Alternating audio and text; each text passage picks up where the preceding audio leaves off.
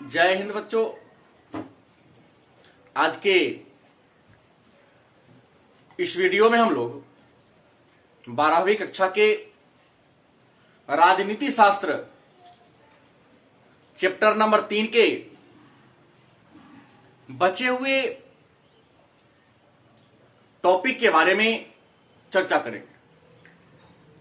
तो आइए, हम लोगों ने कल के वीडियो में नियोजन क्या है, नियोजन के इतिहास के बारे में चर्चा किया था, योजना आयोग के बारे में हमने चर्चा किया था। तो आज जानते हैं कि भारत में आर्थिक नियोजन का उद्देश्य क्या था। मतलब भारत सरकार देश के विकास के लिए आर्थिक नियोजन की प्रक्रिया को अपनाया था।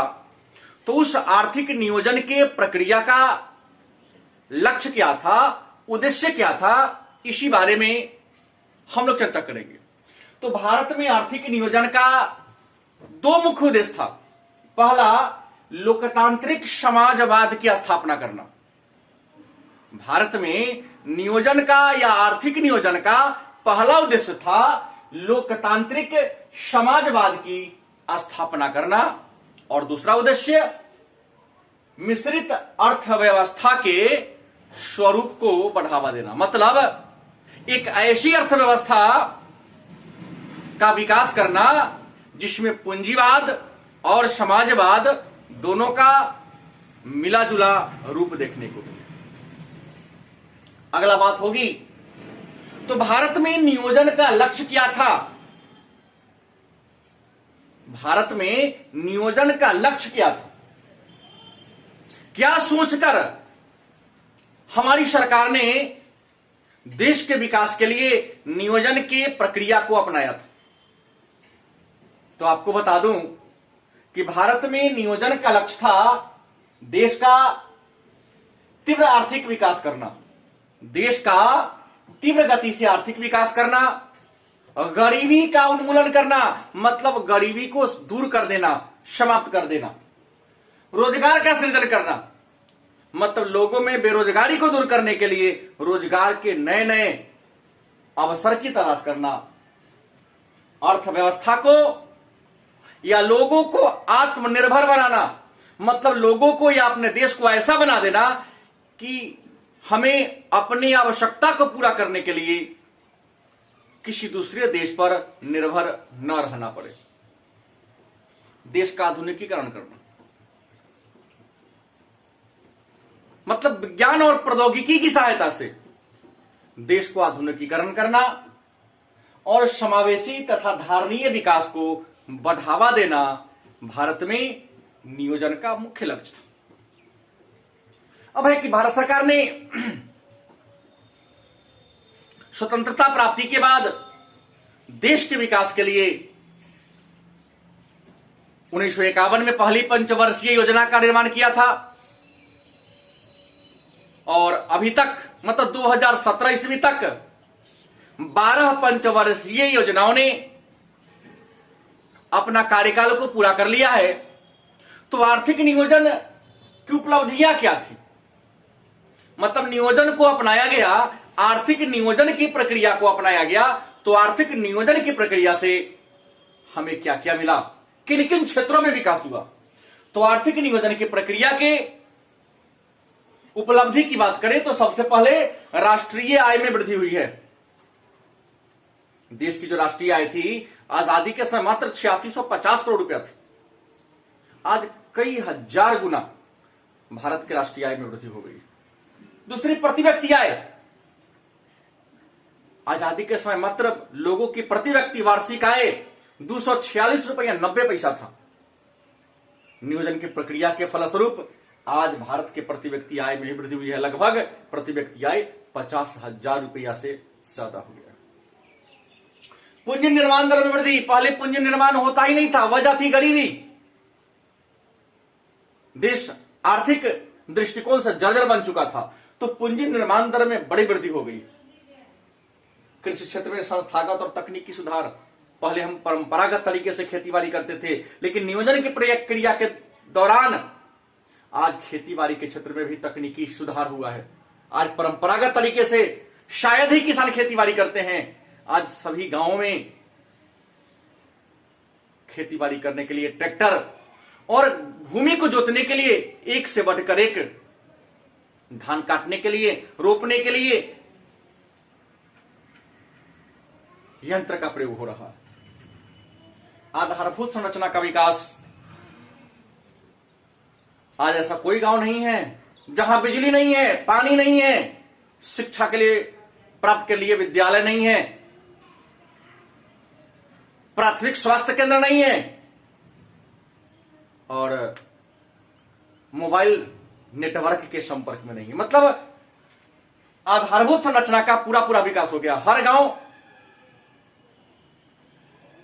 को पक्की सड़क से जोड़ दिया गया है, 12 सड़कों से जोड़ दिया गया है। हर गांव में बिजली है, पानी है, स्वास्थ्य सुविधा, शिक्षा, सबकी व्यवस्था है और सामाजिक आधारित संरचना का विकास, ये उपलब्धियां हासिल किया है आर्थिक नियोजन ने। लेकिन आर्थिक नियोजन कुछ कुछ मामलों में विफल भी रहा है। भारत सरकार ने नियोजन की प्रक्रिया को अपनाकर भले ही देश के विकास के लिए एक नया रास्ता की तलाश किया था, लेकिन हमारे आर्थिक नियोजन ने आज तक बेरोजगारी को दूर करने में सफलता प्राप्त नहीं किया है। हमारे देश के लगभग आज भी 26.5% लोग बेरोजगार हैं। निर्धनता, गरीबी में कभी नहीं आई है। अभी भी आज भी हमारे समाज में बहुत ऐसे लोग हैं जो गरीबी रेखा के नीचे गुजर बसर कर रहे हैं। आप जाकर के बिहार के उत्तर पश्चिम सीमा पर आदिवासियों की स्थिति को देख ले।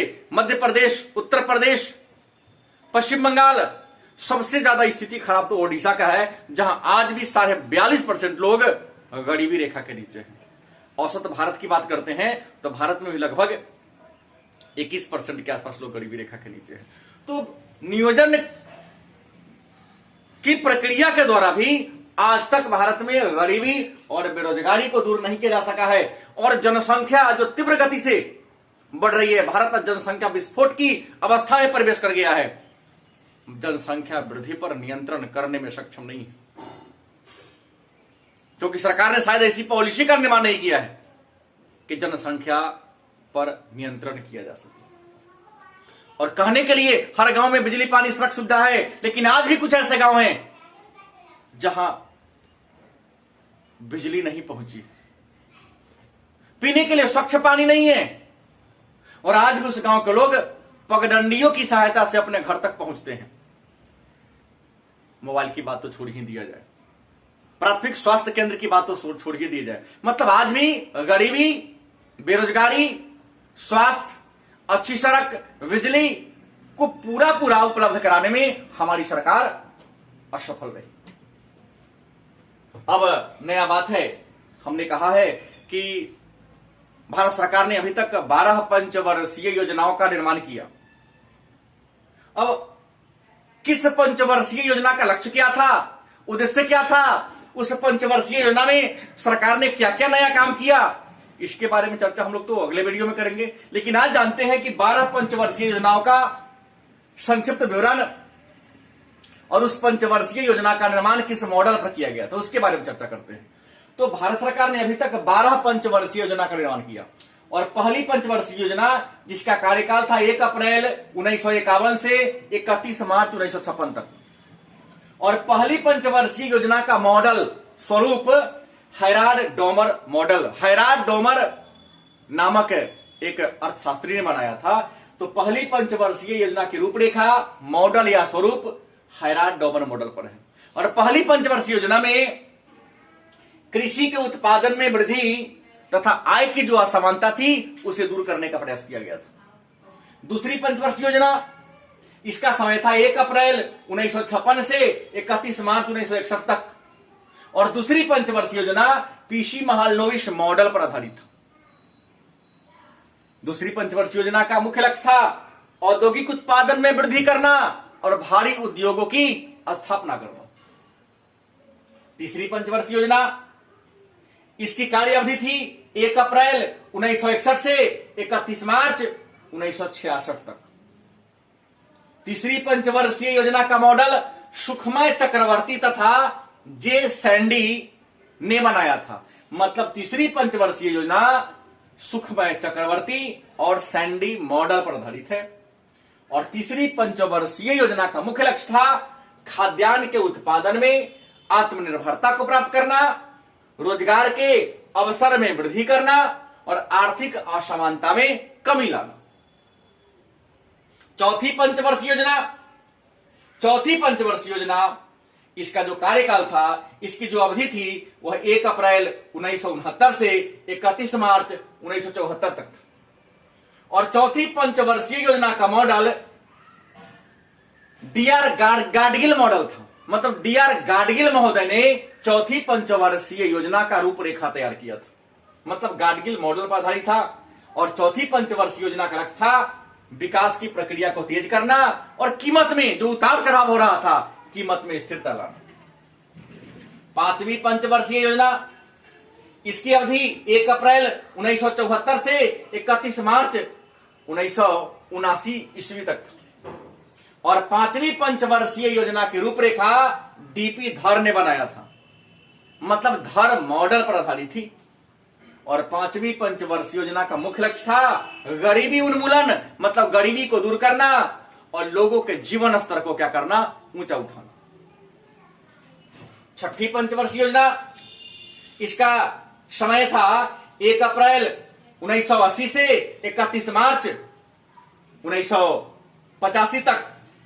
और यह आगत निर्गत मॉडल पर आधारित था।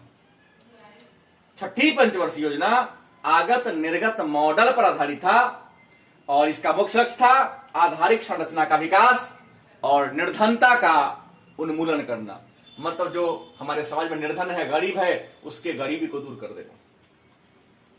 सातवीं पंचवर्षीय योजना, इसका कार्यकाल, इसकी समय अवधि 1 अप्रैल 1985 से 31 मार्च 1990 के बीच था। और यह योजना जॉन डब्ल्यू मिलर मॉडल पर आधारित था।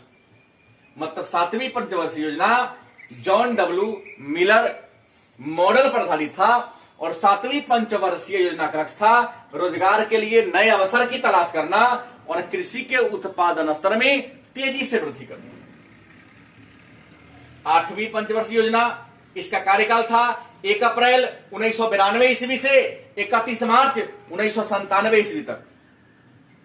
और इस समय भारत के प्रधानमंत्री पीवी नरसिम्हा राव थे और वित्त मंत्री डॉक्टर मनमोहन सिंह थे। तो इन दोनों ने ही मिलकर आठवीं पंचवर्षीय योजना की रूपरेखा पर काम किया था। इसलिए आठवीं पंचवर्षीय योजना राव और मनमोहन मॉडल पर आधारित है। इन दोनों का विचार पर आधारित है। और आठवीं पंचवर्षीय योजना में प्राथमिक शिक्षा को सर्वव्यापी बनाना और मानव शक्ति के पूर्ण उपयोग पर बल दिया गया था। नौवीं पंचवर्षीय योजना 1 अप्रैल 1997 ईस्वी से प्रारंभ हुआ, जो 31 मार्च 2002 तक चला। और इस योजना को योजना और विकास विभाग ने बनाया था। और नौवीं पंचवर्षीय योजना का मुख्य लक्ष्य था कृषि एवं ग्रामीण विकास, जनसंख्या वृद्धि पर रोक करना। इसी तरह से 10वीं पंचवर्षीय योजना 1 अप्रैल 2002 को प्रारंभ हुआ और 31 मार्च 2007 तक चला। और 10वीं पंचवर्षीय योजना की रूपरेखा भी योजना और विकास विभाग ने बनाया था। और 10वीं पंचवर्षीय योजना का जो मुख्य लक्ष्य था उपभोग के स्तर में, मतलब लोगों के आय को इतना बढ़ा दो कि इनको उपभोग करने की, मतलब खरीदने की क्षमता को बढ़ा देना। 11वीं पंचवर्षीय योजना 1 अप्रैल 2007 में प्रारंभ हुआ, जो 31 मार्च 2012 तक चला। और इसका भी स्वरूप योजना और विकास विभाग ने बनाया था।